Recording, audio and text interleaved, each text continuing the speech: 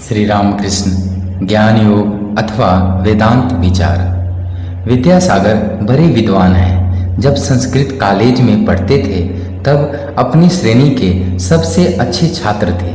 हर एक परीक्षा में प्रथम होते और स्वर्ण पदक आदि अथवा छात्रवृत्तियां पाते थे। होते होते वे संस्कृत कॉलेज के प्रधान अध्यापक तक हुए थे। संस्कृत व्याकरण तथा काव्य में उन्होंने विशेष ज्ञान प्राप्त किया था। स्वयं के प्रयत्न से अंग्रेजी सीखी थी। विद्यासागर किसी को धर्म शिक्षा नहीं देते थे। वे दर्शनादि ग्रंथ पढ़ चुके थे। मास्टर ने एक दिन उनसे पूछा, आपको हिंदू दर्शन कैसे लगते हैं? उन्होंने जवाब दिया, मुझे यही मालूम होता है कि वे जो चीज़ समझाने गए उसे समझा न सके।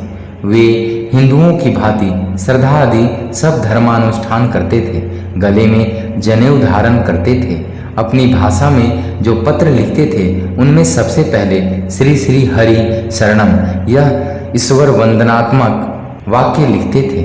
मास्टर ने और एक दिन उनको ईश्वर के विषय में यह कहते सुना, ईश्वर को कोई जान तो सकता नहीं, फिर करना क्या चाहिए? मेरी समझ में हम लोगों को ऐसा होना चाहिए कि यदि सब कोई वैसे हो तो यह पृथ्वी स्वर्ग बन जाए। हर एक को ऐसी चेष्टा करनी चाहिए कि जिससे जगत का भला हो। विद्या और अविद्या की चर्चा करते हुए श्री रामकृष्ण ब्रह्म ज्ञान की बात कह रहे हैं। विद्यासागर बड़े पंडित हैं। शायद खष्ट दर्शन पढ़कर उन्होंने देखा है कि ईश्वर के विषय में कुछ भी जानना संभव नहीं। श्री रामकृष्ण ब्रह्म विद्या और अविद्या दोनों के परे हैं। वह मायातीत हैं।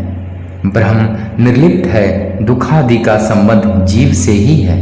इस जगत में विद्या माया और अविद्या माया दोनों है। ज्ञान भक्ति भी है और साथ ही कामनी कांचन भी है। सत्य भी है और असत भी, भला भी है और बुरा भी। परंतु ब्रह्म निर्लिप्त है। भला बुरा जीवों के लिए है, सत असत जीवों के लिए है। वह ब्रह्म को स्पर्श नहीं कर सकता। जैसे दीप के सामने कोई भागवत पढ़ रहा है और कोई जाल रच रहा है, पर दीप निर्लिप्त है। सूर्य शिष्ट पर भी प्रकाश डालता है और दुष्ट पर भी। यदि कहो कि दुख पाप अशांति ये सब फिर क्या है, तो इसका जवाब यह है कि वे सब जीवों के लिए है। ब्रह्म निर्लिप्त है। सांप में विष है। औरों को डसने से वे मर जाते हैं, पर सांप को उससे कोई हानि नहीं होती। ब्रह्म अनिर्वचनीय अव्यपदेश्यम है। ब्रह्म क्या है सो मुंह से नहीं कहा जा सकता। सभी चीजें झूठी हो गई हैं। वेद पुराण तंत्र अष्ट दर्शन सब झूठे हो गए हैं। मुंह से पढ़े हुए हैं, मुंह से उच्चारित हुए हैं, इसी से झूठे हो गए। पर केवल एक वस्तु झूठी नहीं हुई है, वह वस्तु ब्रह्म है। ब्रह्म क्या है यह आज तक कोई मुंह से नहीं कह सका। विद्यासागर, वाह, यह तो बड़ी सुंदर बात हुई। आज मैंने एक नई बात सीखी। श्री रामकृष्ण, एक पिता के दो लड़के थे। ब्रह्म विद्या सीखने के लिए पिता ने लड़कों को आचार्य को सौंपा। कुछ वर्ष बाद वे गुरु गृह से लौटे। आकर पिता को प्रणाम किया। पिता की इच्छा हुई कि देखें इन्हें कैसा ब्रह्म ज्ञान हुआ। बड़े बेटे से उन्होंने पूछा, बेटा तुमने तो सब कुछ पढ़ा है, अब बताओ ब्रह्म कैसा है? बड़ा लड़का वेदों से बहुत से श्लोकों की आवृत्ति करता हुआ ब्रह्म का स्वरूप समझाने लगा। पिता चुप रहे। जब उन्होंने छोटे लड़के से पूछा तो वह सिर झुकाए चुप रहा। मुंह से बात न निकली। तब पिता ने प्रसन्न होकर छोटे लड़के से कहा, बेटा तुम्ही ने कुछ समझा है? ब्रह्म क्या है यह मुंह से नहीं कहा जा सकता। मनुष्य सोचता है कि हम ईश्वर को जान गए। एक चींटी चीनी के पहाड़ के पास गई थी। एक दाना खाकर उसका पेट भर गया। एक दूसरा दाना मुंह में लिए अपने डेरे को जाने लगी। जाते समय सोच रही है कि अब की बार आकर समूचे पहाड़ को ले जाऊंगी। क्षुद्र जीव यही सब सोचते हैं। वे नहीं जानते कि ब्रह्म वाक्य मन के अतीत है। कोई भी हो, वह कितना ही बड़ा क्यों न हो, ईश्वर को जान थोड़े ही सकता है। सुखदेव आदि मानो बड़े चीटे हैं, चीनी के 8-10 दाने मुंह में ले लें और क्या। ब्रह्म सच्चिदानंद स्वरूप है। वेद पुराणों में जो ब्रह्म के विषय में कहा गया है वह किस ढंग का कथन है सो सुनो। एक आदमी के समुद्र देखकर लौटने पर यदि कोई उससे पूछे कि समुद्र कैसा देखा, तो वह जैसे मुंह बाए कहता है, आह क्या देखा, कैसी लहरें, कैसी आवाज। बस ब्रह्म का वर्णन भी वैसा ही है। वेदों में लिखा है वह आनंद स्वरूप है, सच्चिदानंद। सुखदेव आदि ने यह ब्रह्म सागर किनारे पर खड़े होकर देखा और छुआ था। किसी के मतानुसार वे इस सागर में उतरे नहीं। इस सागर में उतरने से फिर कोई लौट नहीं सकता। निर्विकल्प समाधि तथा ब्रह्म ज्ञान। समाधिस्थ होने से ब्रह्म ज्ञान होता है, ब्रह्म दर्शन होता है। उसी दशा में विचार बिल्कुल बंद हो जाता है, आदमी चुप हो जाता है। ब्रह्म कैसी वस्तु है यह मुंह से बताने की सामर्थ्य नहीं रहती। एक नमक का पुतला समुद्र नापने गया, पानी कितना गहरा है उसकी खबर देना चाहता था, पर खबर देना उसे नसीब न हुआ। वह पानी में उतरा कि गल गया। बस फिर खबर कौन दे। किसी ने प्रश्न किया, क्या समाधिस्थ पुरुष जिनको ब्रह्म ज्ञान हुआ है फिर बोलते नहीं? श्री रामकृष्ण विद्यासागर आदि से। लोक शिक्षा के लिए शंकराचार्य ने विद्या का अहम रखा था। ब्रह्म दर्शन होने से मनुष्य चुप हो जाता है। जब तक दर्शन न हो तभी तक विचार होता है। घी जब तक पक न जाए तभी तक आवाज करता है। पके घी से शब्द नहीं निकलता, पर पके घी में कच्ची पूरी छोड़ी जाती है तो फिर एक बार वैसा ही शब्द निकलता है। जब कच्ची पूरी को पका डाला तब वह फिर चुप हो जाता है। वैसे ही समाधिस्थ पुरुष लोक शिक्षण के लिए फिर नीचे उतरते हैं, फिर बोलते हैं। जब तक मधुमक्खी फूल पर नहीं बैठती तब तक भनभनाती रहती है।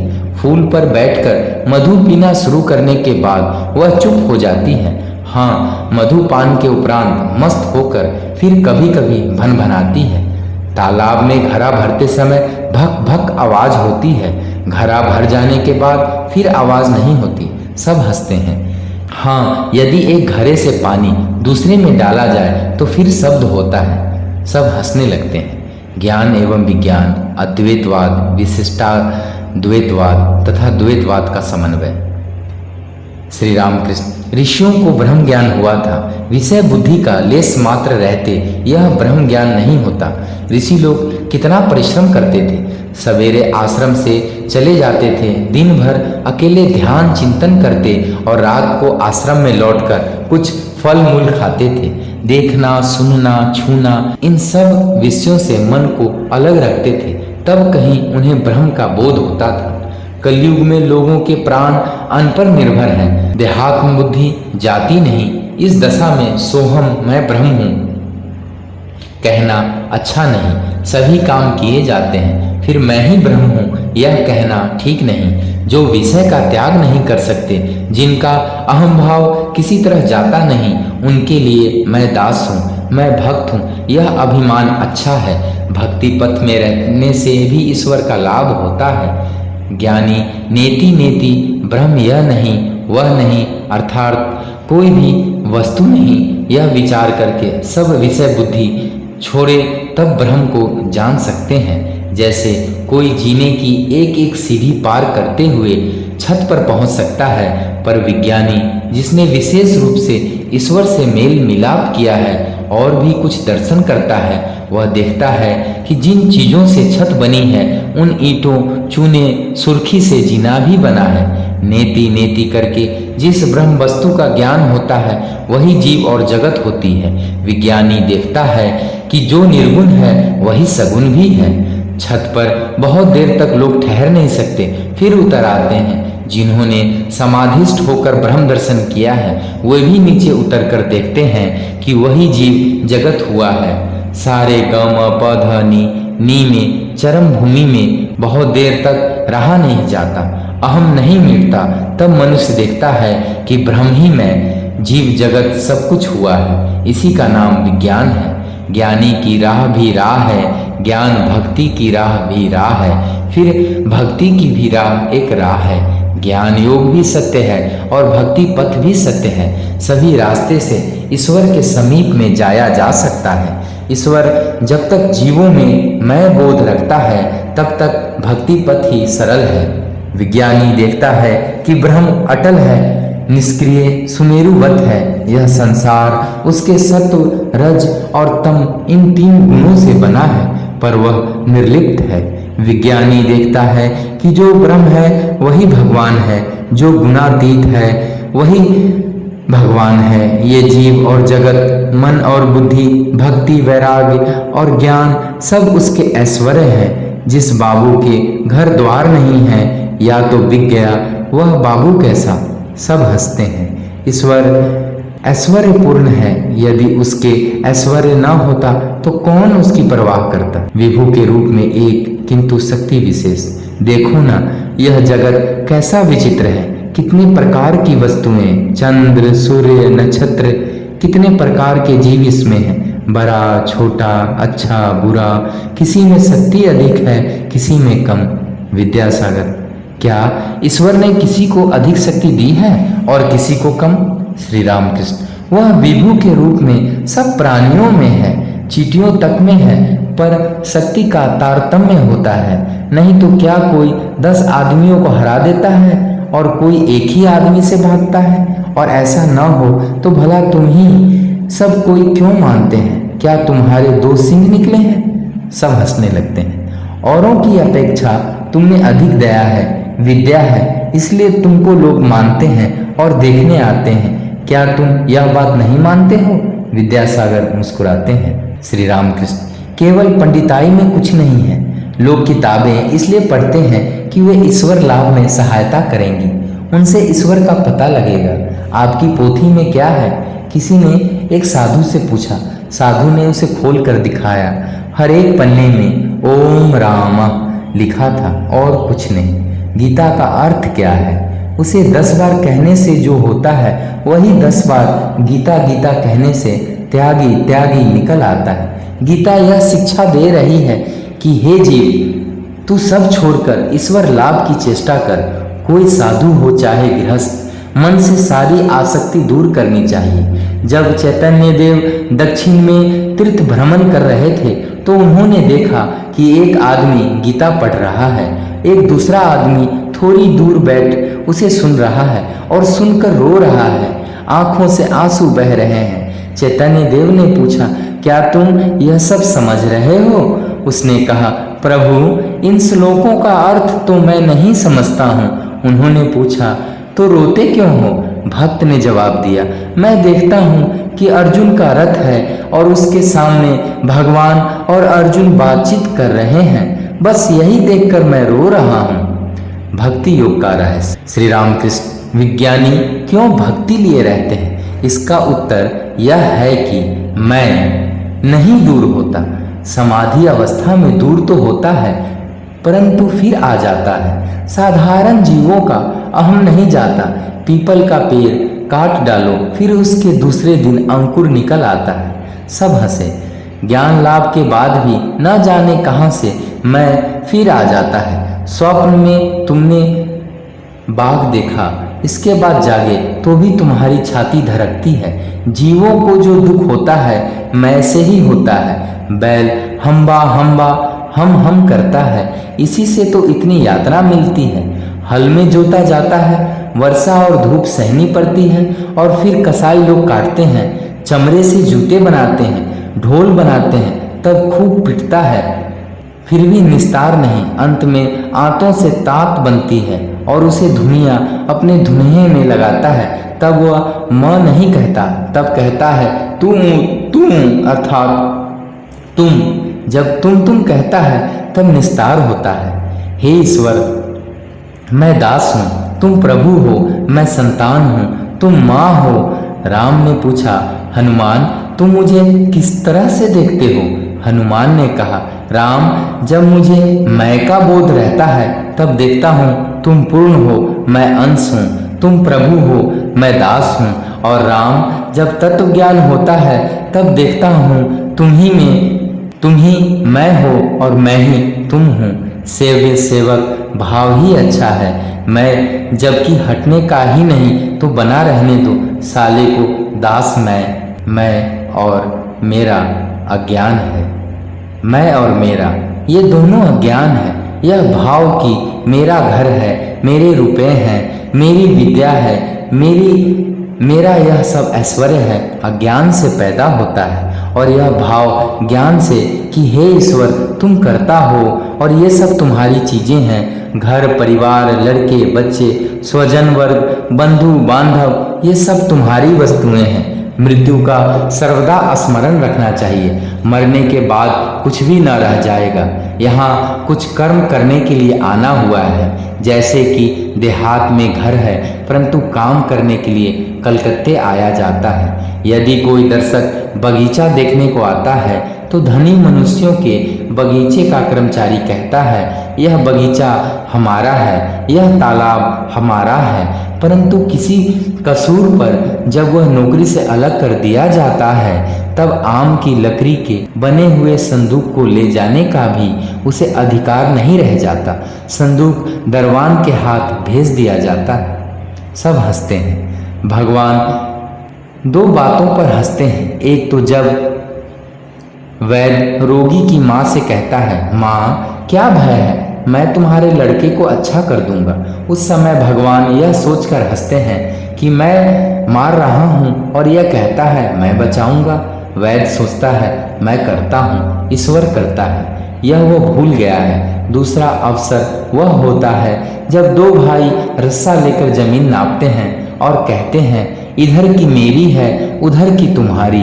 तब ईश्वर और एक बार हंसते हैं। यह सोचकर हंसते हैं कि जगत ब्रह्मांड मेरा है, पर यह कहते हैं यह जगह मेरा है और वह तुम्हारी।